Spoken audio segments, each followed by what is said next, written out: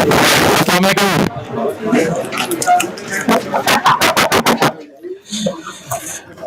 दूसरी कॉल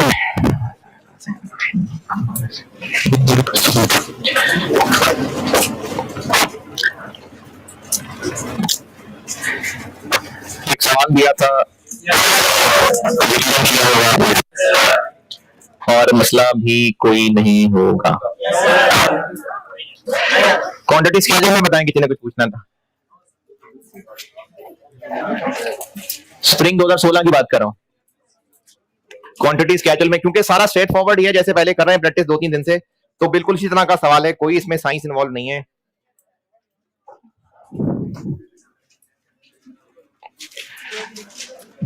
किया किस किसने? चलें ठीक है, माशाल्लाह। Equivalent production cost per unit, ये तो आंसर टैली कर सकेंगे आप। अगर ये टैली हो गया तो स्टेटमेंट ऑफ वैल्यूएशन तो बना ही ली होगी। चलें, ये बहुत है। और कल मैंने ये बात बताई थी कि अगर normal loss percentage of output है तो फिर वो आउटपुट पे लगानी है, एक्सपेक्टेड पे नहीं लगानी। हाँ ठीक। चलें, प्रोसेस 1 बहुत है। प्रोसेस 1 बहुत है। अब हम प्रोसेस 2 पढ़ते हैं। है जी, ये किसकी भला? हाँ हाँ, वो तो मैंने कहा था ना, वो तो एक पेज कहा था छोड़े।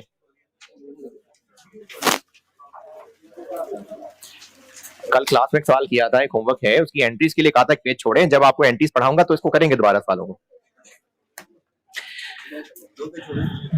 अरे एक बहुत है यार। ठीक है ठीक है ठीक।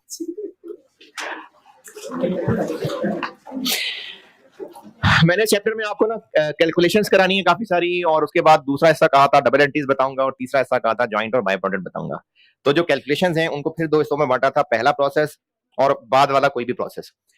सब्सीक्वेंट प्रोसेस, ये इतना मुश्किल है बोलना, ये स्पेलिंग फंस जाते हैं मुंह में, तो इसको मैं सब्सीक्वेंट प्रोसेस की बजाय आपको प्रोसेस 2 कह के पढ़ाऊंगा।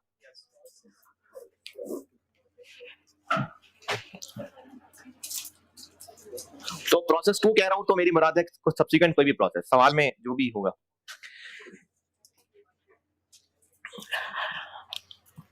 इसको बांट रहा हूं मैं 3 केसेस में।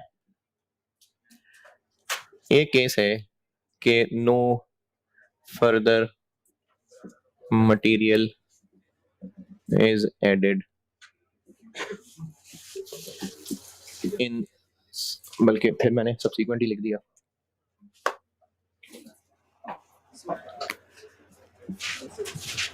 प्रोसेस 2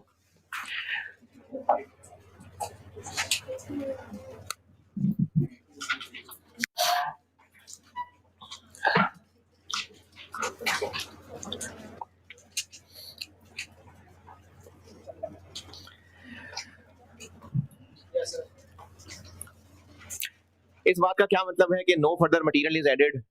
नहीं नहीं, आपसे नहीं पूछ रहा, मैं बता रहा हूं, मैं ये सवाल का निशान नहीं लगाया, मैं ही बता रहा हूं।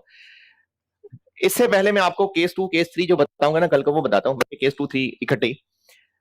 अगर पेंट बनना है, पेंट, तो हो सकता है पहले प्रोसेस के अंदर केमिकल ए मशीन में इन हो, फिर उसको फिल्टर किया जाए, उसमें इम्प्योरिटीज को निकाला जाए, फिर वो अगले प्रोसेस में जाए, उसमें केमिकल बी मिलना हो, फिर उनको और हीट करके एक खास लेवल तक पहुंचाया जाए, फिर वो अगली मशीन में जाए, फिर केमिकल सी मिलना हो, करते करते फिर जाके पेंट बने।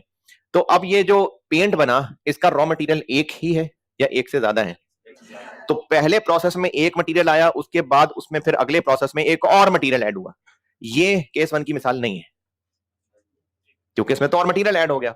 और मिसाल चेयर्स बन रही हैं, ये जिस पे आप बैठे हुए हैं, तो पहले प्रोसेस में हो सकता है ये जो मेटल के रॉड्स हैं ये इन हुए हो, इनकी कटिंग हुई हो, दूसरे प्रोसेस में इनकी वेल्डिंग हुई हो, तीसरे प्रोसेस में जाके इसके ऊपर लकड़ी का जो ये आर्म रेस्ट है ये लगा हो, चौथे प्रोसेस में हो सकता है इस पे फोमर कपड़ा लगा हो, फिर पांचवें प्रोसेस में जाके इसके ऊपर पेंट और ये फिनिशिंग हुई हो। तो इस चेयर का रॉ मटेरियल एक ही है? नहीं, मेटल भी है, लकड़ी भी है, कपड़ा फोम भी है। तो पहले प्रोसेस में मेटल रॉ मटेरियल इन हुआ, फिर अगले प्रोसेस में जाके उसके अंदर साथ और मटेरियल ऐड होते रहे। ये इस केस की मिसाल नहीं है। तो फिर ये क्या है? इसकी मिसाल समझ लें, प्लास्टिक के बर्तन बना लेते हैं, और प्लास्टिक के बर्तन बनते होंगे प्लास्टिक से। तो पहले प्रोसेस, अच्छा ना मेरी फैक्ट्री है ना आपकी फैक्ट्री है, इसलिए बस हम एम ही बना लेते हैं बातों में। जो वो होता है अपना प्लास्टिक, मेरा ख्याल है वो दानों की शक्ल में होता है, वो है ग्रेनुल्स होते हैं। तो प्लास्टिक जिस भी शक्ल में है, जो भी है, अब हमने कौन सी फैक्ट्री पे काम करना है, जो भी है वो प्लास्टिक इस प्रोसेस में इन हुआ। इस प्रोसेस में हो सकता है उनको मेल्ट किया जाता हो, मेल्ट करने के बाद अगले प्रोसेस में हो सकता है उसमें फिल्टर करने से कुछ इम्प्योरिटीज निकाल ली जाती हो, फिर उसके अगले प्रोसेस में हो सकता है इसको कुछ शीट्स की शक्ल दी जाती हो या कुछ टेप रोल की शक्ल दे दी जाती हो, और फाइनली अगले प्रोसेस में मुख्तलिफ डाइज में से गुजार के टब, बर्तन, डोंगा ये सब बना लिए जाते हो। तो मुख्तलिफ प्लास्टिक के बर्तन बनते होंगे, तो वो जो बर्तन है वो फिनिश गुड्स हैं। बर्तनों को क्या कहते हैं? यूटेंसिल्स हैं? चलो खैर है, यूटेंसिल। चलो जी पांडे कर लें। इस चारों प्रोसेसेस में जो खर्चा आ रहा है वो आ रहा है बस कन्वर्जन का। मटेरियल क्या है इसका? प्लास्टिक। और वही मटेरियल है जिसने प्रोसेस 1 से सफर शुरू किया था, वही कभी मेल्ट होके, कभी पक के, कभी उसमें शेप चेंज करके फिर फाइनली वो प्रोडक्ट बना। यानी मटेरियल वही पहला ही था, उसके बाद कोई और नई तरह का मटेरियल नहीं ऐड हुआ इसमें। ये है केस 1 कि इसमें जो मटेरियल प्रोसेस 1 से चला था बस वही क्वांटिटी, वही फिजिकल चीज शक्लें बदलते बदलते मुख्तलिफ प्रोसेसेस से फिनिश गुड्स तक पहुंच रही है। ये केस 1 है।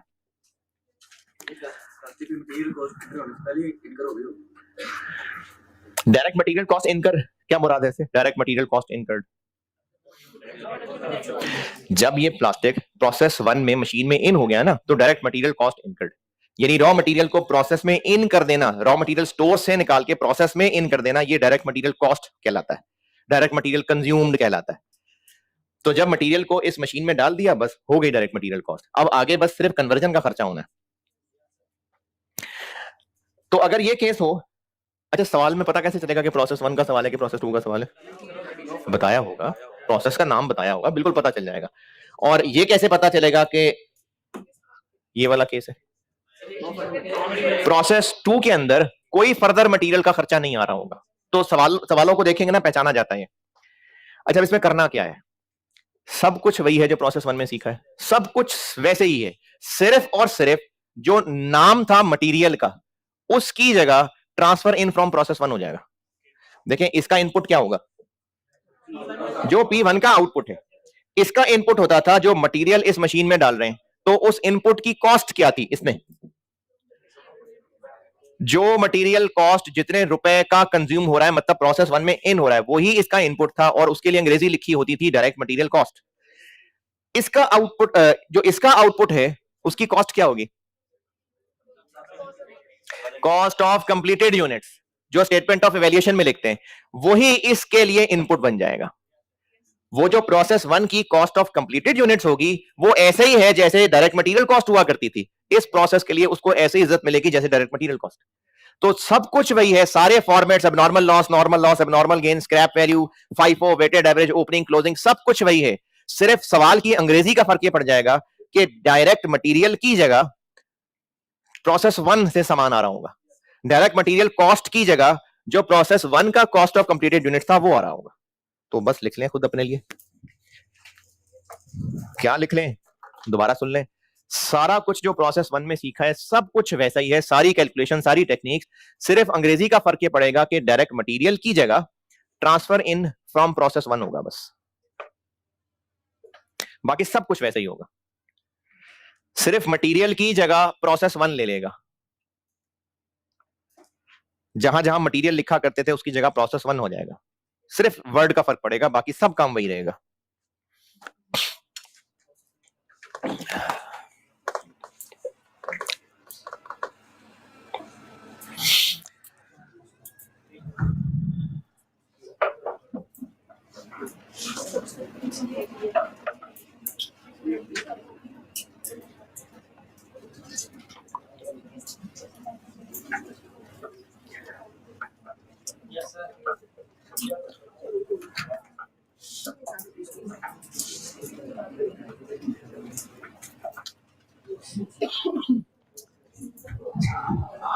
हाँ जी, लिख लिया।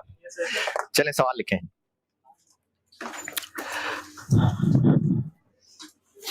अच्छा, इस कॉम्प्रिहेंसिव सवाल से ना मैं आपको पूरी पिक्चर दिखाने के लिए पहले प्रोसेस 1 सॉल्व करते हैं, फिर उसी को लेके आगे प्रोसेस 2 सॉल्व करते हैं।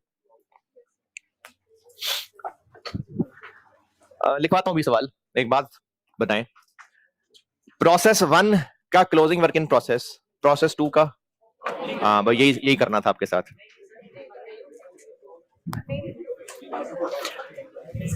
हर सेशन में मैं ऐसे ही करता हूं, कभी मायूस नहीं हुआ, कभी मायूस नहीं। दोबारा, प्रोसेस 1 का closing work in process, process 2 का कुछ भी नहीं है भाई। वो प्रोसेस 1 का ही अगले ही लम्हे ओपनिंग वर्क इन प्रोसेस बन जाएगा। प्रोसेस 2 में जाएगा तो सब कुछ लगेगा ना। वो बाय एमी शुगर लगा रहा था। चले सवाल लिखें। फॉलोइंग इंफॉर्मेशन, अच्छा पहला जुमला तो पता ही आपको। Following information relates to process 1 for the month of May. जी मे 1 ही है, मैंने कहा ना कंबाइंड सवाल करा रहा हूं। प्रोसेस 1 से शुरू करते हैं, उसका सारा सवाल सॉल्व करके फिर प्रोसेस 2 तक लेके जाते हैं, तो इसलिए बड़ा सवाल है, लेकिन पिक्चर पूरी नजर आ जाएगी। Following information relates to process 1 for the month of May.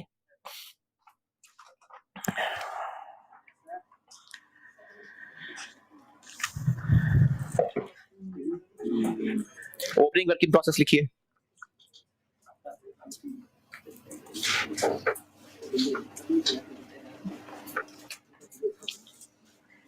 Opening work in process है 2500 यूनिट्स, 2500 यूनिट्स, 2500 यूनिट्स, और ये हैं 60% कंप्लीट, 60% कंप्लीट।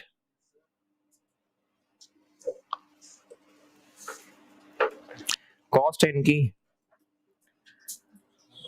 मटेरियल 50,000, 50,000 रुपए, और कन्वर्जन 85,000, 50,000 और 85,000, 50,000 और 85,000।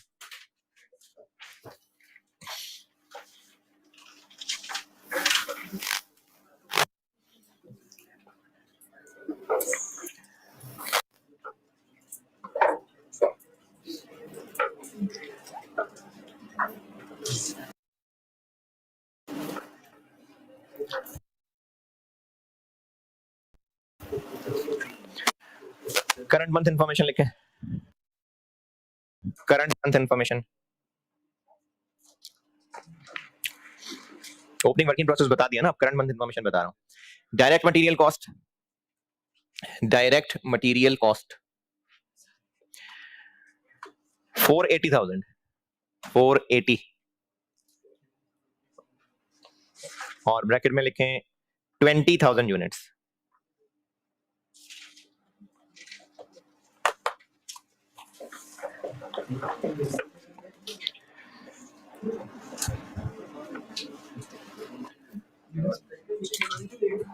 यूनिट्स मैंने बताया 20,000, और conversion cost 8 lakh, conversion cost 8 lakh 800,000।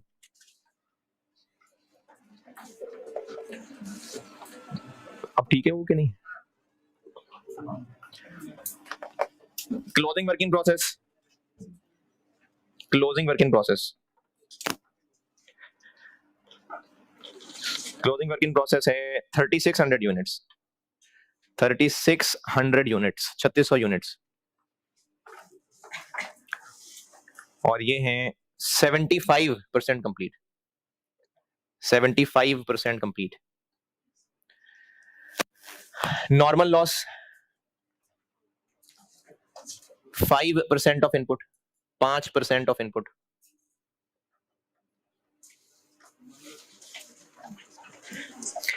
Inspection stage, inspection stage 80%, 80%।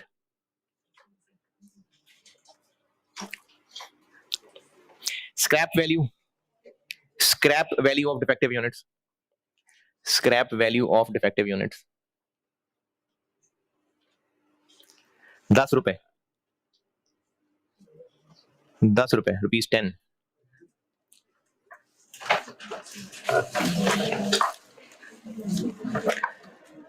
Actual loss 670 670 units. Actual loss है 670 यूनिट्स।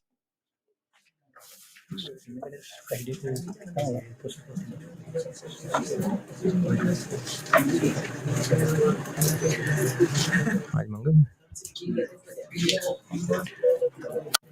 ये जो नेक्स्ट टेस्ट होगा ये प्रोसेस 1 तक का है जी, बल्कि यहाँ तक का, ये प्रोसेस 2 के केस 1 तक, ये जो आज पढ़ रहे हैं बस यहाँ तक का है। तो यही वही तो करने लगे यहाँ पर, इसमें नया क्या है, सारा कुछ वही है, बस सवाल में मटेरियल की जगह प्रोसेस 1 लिखा होगा बस। तो यहाँ तक है, देना है टेस्ट है, निगोशिएट तो ऐसे कर टेस्ट देना है, पहले दिवाले दिए, पक्की बात है, फिर भी यही तक है। नहीं एमसीक्यू नहीं, और नहीं यार IFRS 15 की जो कैनिकल फाइल ली थी जो कल आपने शेयर की है वो रखवाई नहीं भी, रखवा दो यार, कॉपी के पास रखवा दो। और मुझे ना पूछ के बताओ, आसिम साहब फोन नहीं उठा रहे, आसिम साहब ना फोन नहीं उठा रहे मेरा, मुझे पूछ के भी आके बताओ IT वाले आसिम इमरान कि जो कल मैंने एक्स्ट्रा क्लास की है उसका लेक्चर हुआ है अपलोड कि नहीं हुआ यूट्यूब पे, ये मुझे भी बता है। उनसे पूछो किससे पूछना है, जाहिद से पूछना है, किससे पूछना है मुझे बताना फिर।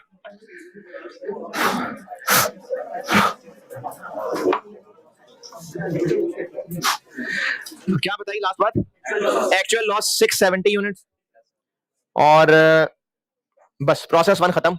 उसके बाद लिखिए following information relates to process 2 for the month of May.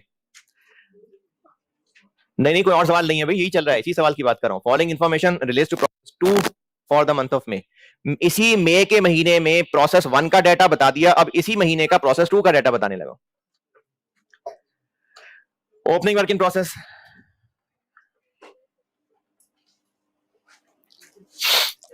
Opening work in process है 1700 यूनिट्स, 1700 यूनिट्स।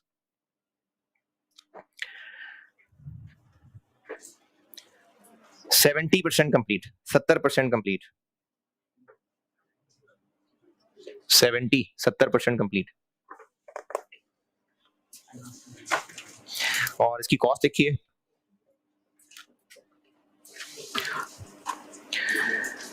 ओपनिंग की कॉस्ट बता रहा हूं, P1 कॉस्ट, P1 कॉस्ट यही तो बता रहे हैं यार, मटेरियल की जगह अब P1 कॉस्ट 54,000 और conversion cost 75,000।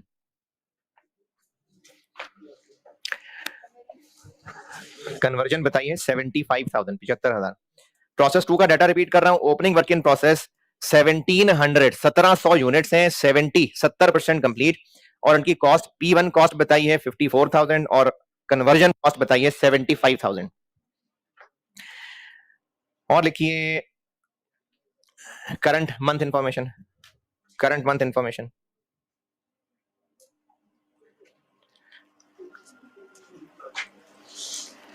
Conversion cost, conversion cost 920,000, 920, 9,20,000। Closing work in process, closing work in process 1350 units, 1350 units.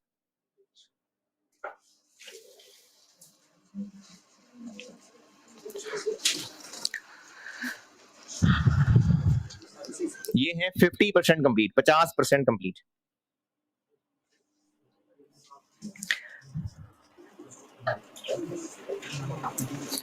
और नॉर्मल लॉस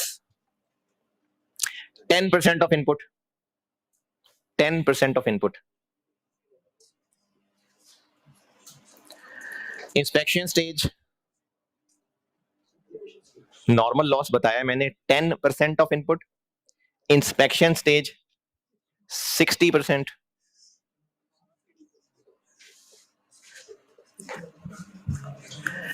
स्क्रैप वैल्यू 15 रुपए, ₹15 पर यूनिट। और आउटपुट 16502 16502 16502 यूनिट्स।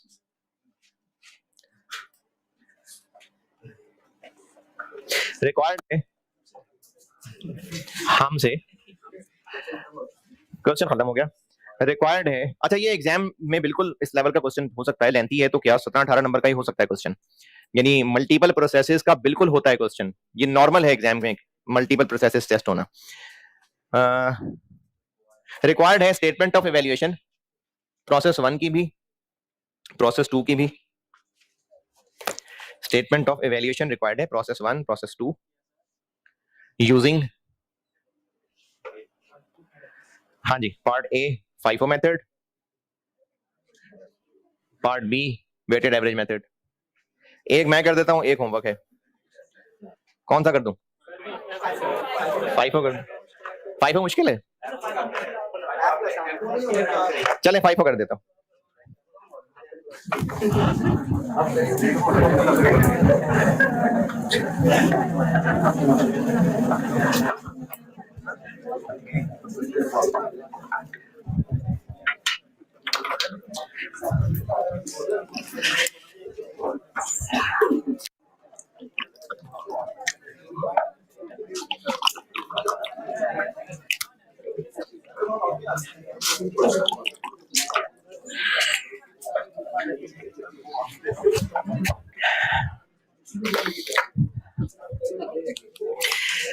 मैं ये सवाल FIFO से कर रहा हूं, वेटेड एवरेज से होमवर्क है आपका। वैसे तो FIFO से भी आप दोबारा करेंगे पहले, फिर वेटेड एवरेज करेंगे, तो ये पूरा सवाल होमवर्क है। FIFO से तो मैं कर रहा हूं ना भाई, आप तो नहीं कर रहे ना, तो मैं कर रहा हूं, तो इसलिए आप इस सवाल को पूरा दोबारा करिएगा। नहीं करना तो ना करें, अगली टाइम में सही। प्रोसेस 1 कर रहा हूं पहले, नहीं ब्लैकमेल कब किया यार, ब्लैकमेल किया,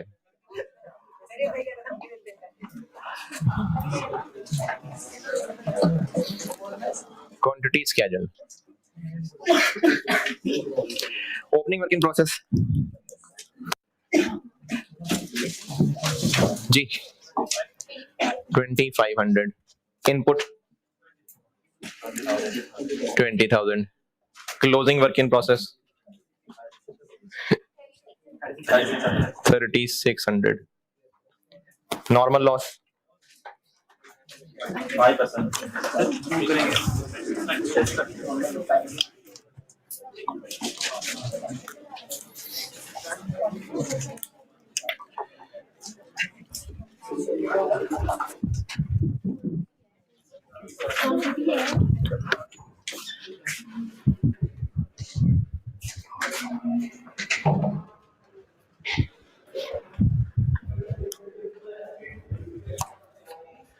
अस्सलामुअलैकुम यार, कोई है ही नहीं ना रिसेप्शन पे, ना पीएन कोई।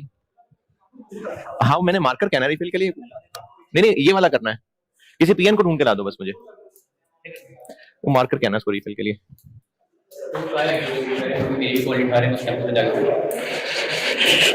अच्छा IFRS 15 में ठीक।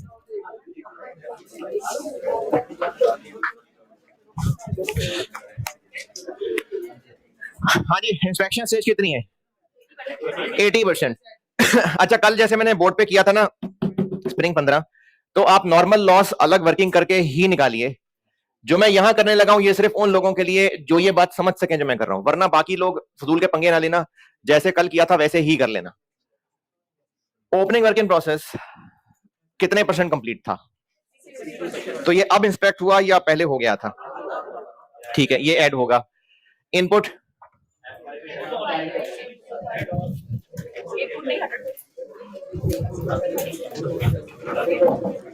इधर है ही कोई नहीं यार, कोई है ना, इधर है ना उधर है, कोई किधर गए सारे, बाकी लोग किधर हैं?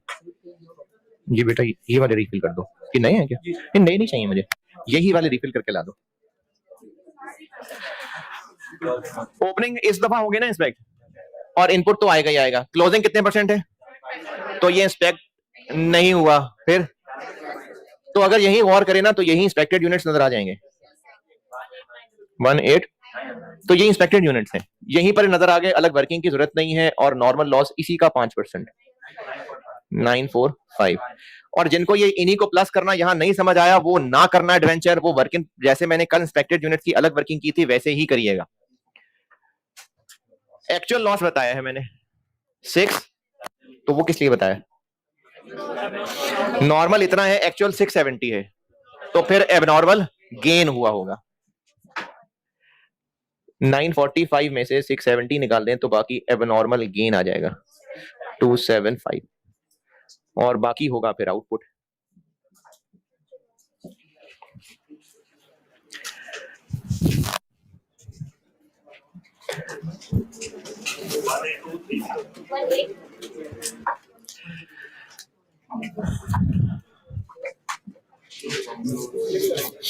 अच्छा, कल परसों जो सवाल किया था उसमें मैंने आउटपुट बताया हुआ था और एबनॉर्मल गेन या लॉस बैलेंस करके निकाला था। अब मैंने बैलेंस करके आउटपुट निकाला है, तो ये क्या चक्कर है भाई, कभी क्या करना है कभी क्या करना है, नहीं एक ही बात। ये देखना पड़ेगा ना कि क्या गिवन है क्या मिसिंग है। अब आपको आउटपुट तो मैंने बताया नहीं था, लेकिन ये इंफॉर्मेशन थी जिससे आप एबनॉर्मल लॉस या गेन निकाल सकते, तो इसलिए पहले वो निकाला फिर आगे आउटपुट होगा। अगर आउटपुट दिया होता तो फिर ये बैलेंस करके निकालना होता, फिर मैंने 670 वाली बात ना की होती है। एक इक्वेशन में एक से ज्यादा मिसिंग फिगर तो नहीं हो सकती ना। जरा equivalent production,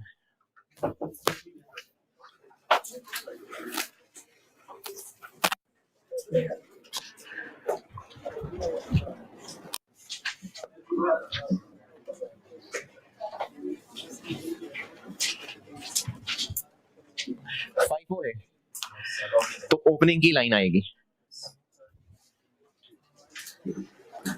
opening work in process 2500 units, ये 60% कंप्लीट थे, तो कन्वर्जन में इस महीने 40% काम और हुआ होगा 1000, और स्टार्टेड एंड कंप्लीटेड। आउटपुट में से ओपनिंग माइनस कर दें 15730, और ये दोनों कॉलम्स में 100 100।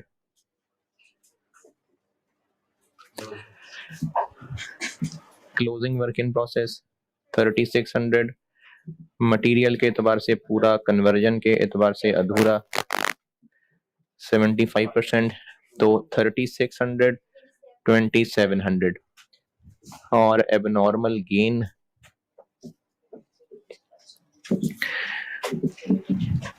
मटेरियल के एतबार से पूरा और कन्वर्जन के एतबार से वही जो इंस्पेक्शन स्टेज है उतने ही परसेंट इनकी स्टेज ऑफ कंप्लीशन लगेगी। तो यहाँ 275 लेस और यहाँ 220 less,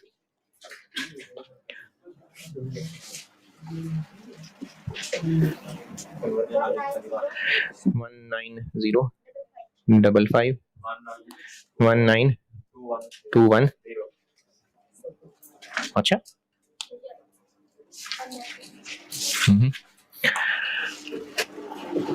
cost per unit, material, conversion, FIFO है इसलिए बस करंट पीरियड कॉस्ट आएगी 480 और 8 लाख, और नॉर्मल लॉस की स्क्रैप वैल्यू 10 रुपए, 9450 470 और ये हो गया 8 लाख। डिनोमिनेटर हो गया इसका 19055 19210, और कॉस्ट पर यूनिट बन गई 24.69, और इधर कितनी 41.64।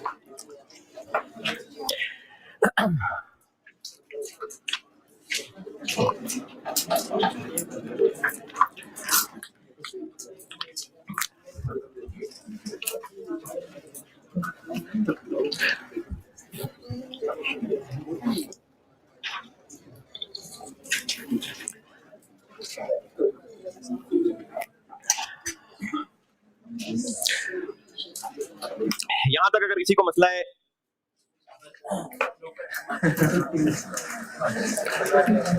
नहीं है, यहां तक तो कुछ ध्यान नहीं किया मैंने। Statement of evaluation,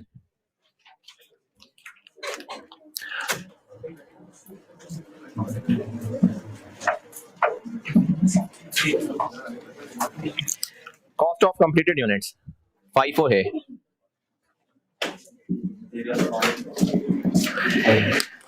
opening work in process और स्टार्टेड एंड कंप्लीटेड।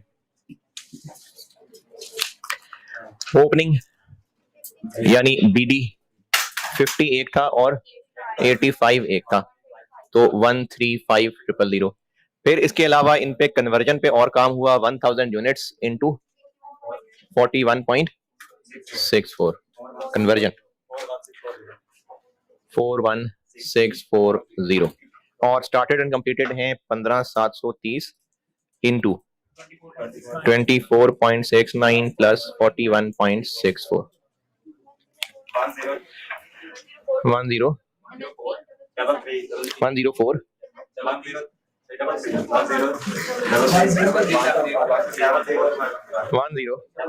1033 4 की आवाजें कहां से आ रही हैं यार?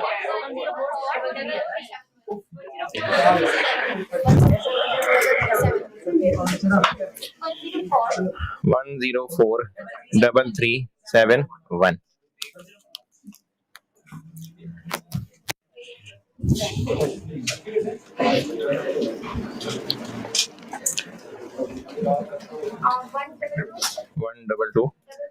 1220000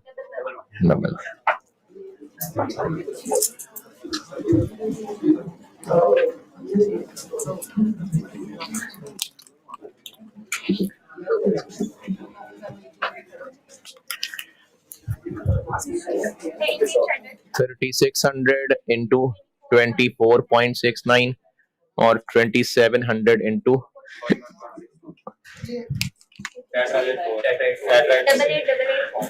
8888 2013112 cost of abnormal gain. Material conversion 275 into 24.69 और 220 into 41.64 679026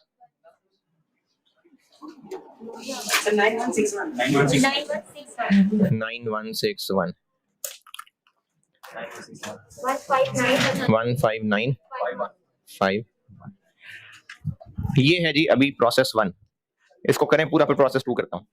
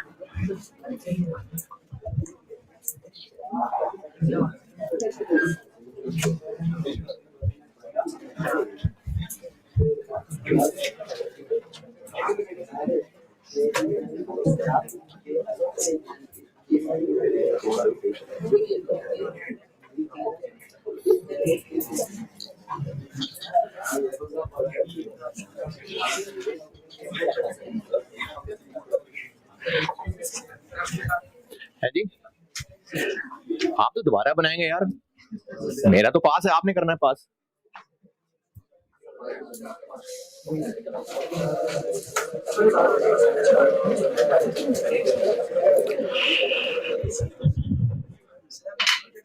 है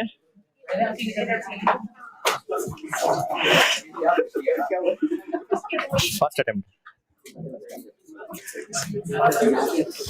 है, फाइनल में अटेम्प्ट है लेकिन आर्टिकल के अंदर अंदर क्वालिफाइड।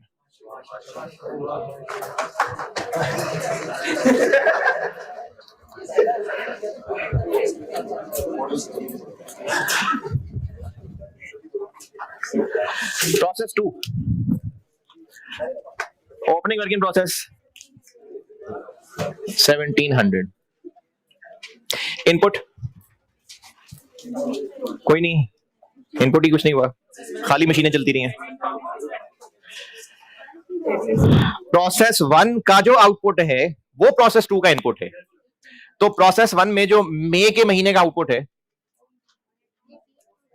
तो वो तो प्रोसेस 2 में जून में जाके लैंड नहीं करेगा, नहीं? हाँ, तो मतलब प्रोसेस 1 का मई के महीने का आउटपुट प्रोसेस 2 में जून में नहीं जाएगा। हम लोग एक महीने का वैसे टोटल डाटा ले रहे हैं, वो तो जैसे जैसे मशीन से निकल रहा होगा साथ साथ प्रोसेस 2 में जा रहा होगा।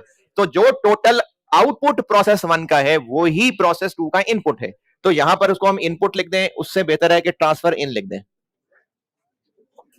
ट्रांसफर इन लिखें ज्यादा बेहतर है। 18 और ये 18 to 30 कहां से आया? ये प्रोसेस 1 के क्वांटिटी स्केड्यूल में निकाला था हमने, तो ये वो है। Closing work in process 1350। Inspection stage 60%। तो ओपनिंग इस महीने इंस्पेक्ट हुए या पहले हो गए थे? ओपनिंग 70% कंप्लीट है तो पहले हो गए थे। क्लोजिंग 50% है तो इंस्पेक्ट नहीं हुए, यानी ओपनिंग नहीं आएगा। और इनपुट में से तो जिन लोगों को ये चीज समझना है जो मैं करने लगा हूं, वो अलग से ही नॉर्मल लॉस की वर्किंग करिएगा। जिनको समझ आ जाए वो करना, बाकी ना पंगे लेना। ये इंस्पेक्टेड यूनिट यही बना दिए मैंने। तो नॉर्मल लॉस इनका 10% है। हाँ जी 1688। अदरवाइज आप अलग वर्किंग करें जैसे मैंने कल की थी कि ओपनिंग नहीं लिखना, इनपुट लिखना है और उसमें से क्लोजिंग माइनस कर देना है। जिनको ये नहीं समझ आया मैंने तो डब्बा बना के क्या किया है, वो नॉर्मल लॉस की अलग वर्किंग करिए जैसे कल कराई थी। और क्या है? आउटपुट दिया हुआ है 16। तो फिर अब पता चलेगा कि एबनॉर्मल लॉस है या एबनॉर्मल गेन है। तो एबनॉर्मल लॉस है 390 का।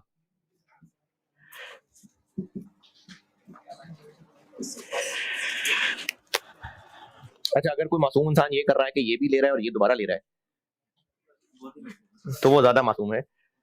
This plus this minus this तो ये आता है। तो 390 है एबनॉर्मल लॉस।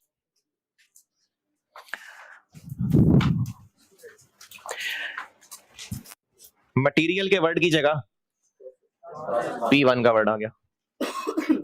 मटेरियल की जगह P1 का वर्ड आ गया।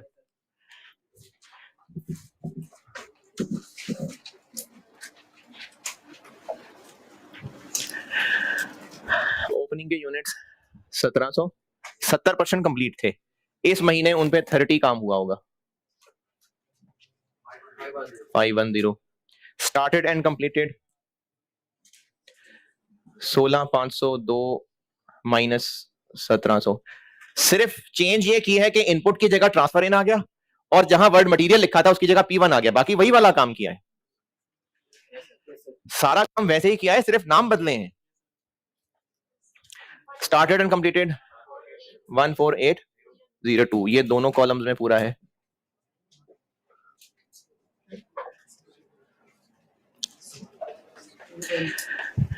क्लोजिंग है 1350।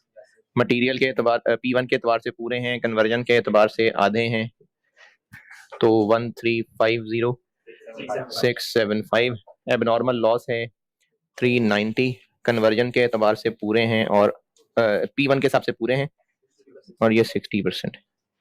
तो 390 234। अच्छा, नॉर्मली पूछते हैं बच्चे, आपने नहीं पूछा, चलें आपकी आला तरफी है, करम नवाजी, आपने नहीं पूछा, खुद ही बता देता हूं मैं कि प्रोसेस 1 में तो की थी इंस्पेक्शन, फिर प्रोसेस 2 में दोबारा क्यों कर रहे हैं? तो हर प्रोसेस की अपनी अपनी इंस्पेक्शन है। आप पीआरसी में ध्यान देके आए हैं तो फिर कैफ में क्यों? हर लेवल की अलग अलग इंस्पेक्शन है, तो प्रोसेस 2 में भी होगी इंस्पेक्शन। कितना बना टोटल? 165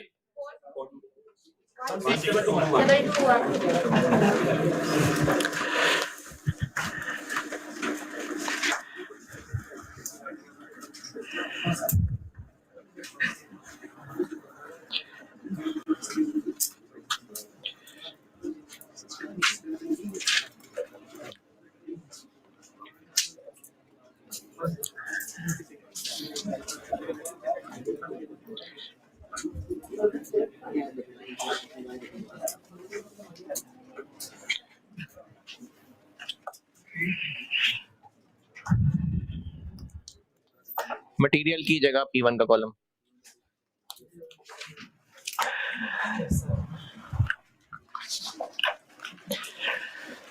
क्या लिखा यार, वो तो लिख दिया, या अमाउंट क्या लिखूं?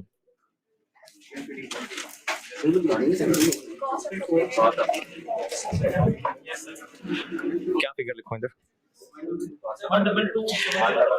जो प्रोसेस 1 में कॉस्ट ऑफ कंप्लीटेड यूनिट निकली है, इतने रुपए कॉस्ट वाले यूनिट प्रोसेस 2 में आए हैं इसी महीने में, तो करंट पीरियड कॉस्ट में, ये करंट पीरियड कॉस्ट P1 वाले में ये लिखना है।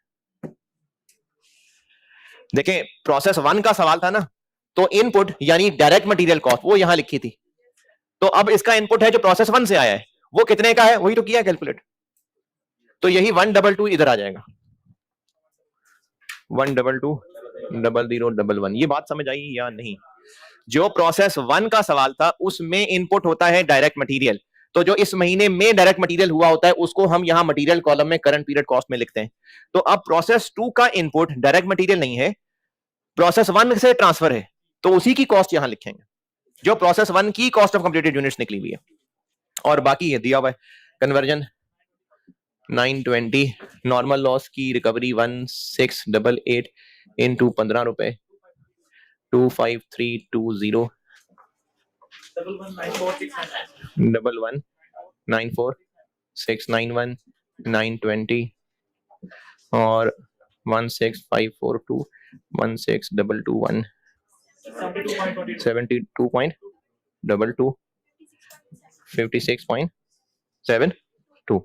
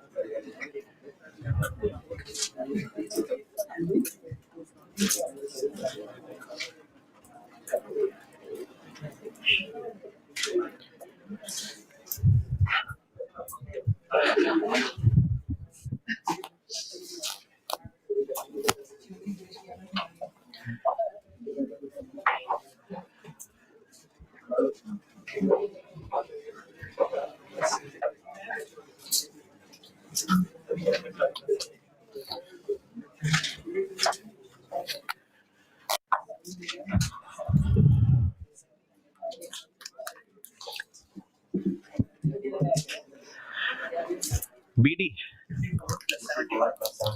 54 plus 129,000 conversion 510 into 56.72 28927 started and completed में 14802 into 72.22 plus 56.72 1350 72.22 675 56.72 390.22 और 234 56.7 मल्टीप्लाई तो कर ही लेंगे।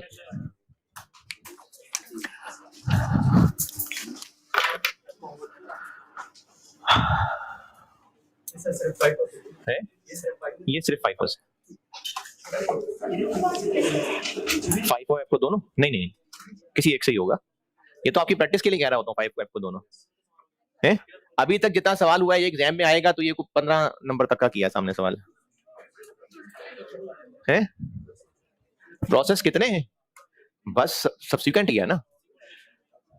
पूछें केसेस इसमें कितने हैं, 3 हैं, लेकिन जो कल से पढ़ने लगा है वो है मुश्किल थोड़ा सा, फिर डबल एंट्रीज हैं, फिर ज्वाइन बाय प्रोडक्ट है, फिर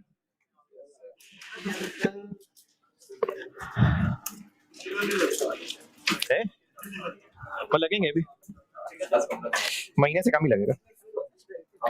है जी, बिल्कुल शामिल है, इससे अगला चैप्टर भी शामिल है।